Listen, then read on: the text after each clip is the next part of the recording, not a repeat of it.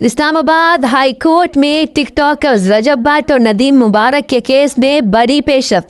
YouTubers और TikTokers रजब भट्ट और नदीम नानीवाला की 10 दिन की राहदारी जमानत मंजूर। अदालत ने 10 दिन के लिए रजब भट्ट को और नदीम मुबारक को गिरफ्तार करने से रोक दिया।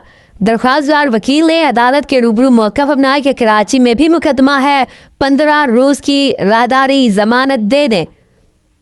जस्टिस इनाम अमीन मिनहास ने दिमाग दिए कि 10 दिन की राहदारी जमानत दे रहे हैं, मुतल्लिका अदालत से रुजू कर लें। अदालत ने 10 दिन के लिए रजब भट्ट और नदीम मुबारक की गिरफ्तारी से पुलिस को रोक दिया है। यूट्यूबर्स और टिकटॉकर्स रजब भट्ट और नदीम नानीवाला की 10 दिन की राहदारी जमानत इस्लामाबाद हाई कोर्ट ने मंजूर कर ली है। इस्लामाबाद हाई कोर्ट ने दोनों को 10 दिन में मुतल्लिका अदालत से रुजू करने का हुक्म दे दिया। इस्लामाबाद हाई कोर्ट के जस्टिस इनाम अमीन मिनहास ने केस की समाअत की।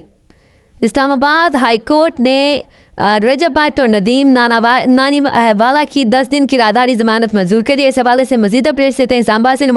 देखिए, यूट्यूबर और टिकटॉकर रजब भट्ट और नदीम नानीवाला की 10 दिन की राहदारी जमानत जो है इस्लामाबाद हाई कोर्ट ने आज मंजूर कर ली है। जैसे इनाम अमीन मिनास ने आज केस की समाअत की और कराची में भी मुकदमा है और 15 रोज़ की राहदारी जमानत जो है वो देते हैं। वकील ने अदालत के सामने कहा, जिस पर अदालत ने 10 दिन की राहदारी जमानत जो है वो दी और मुतल्लिका अदालत से रुजू करने का भी कहा।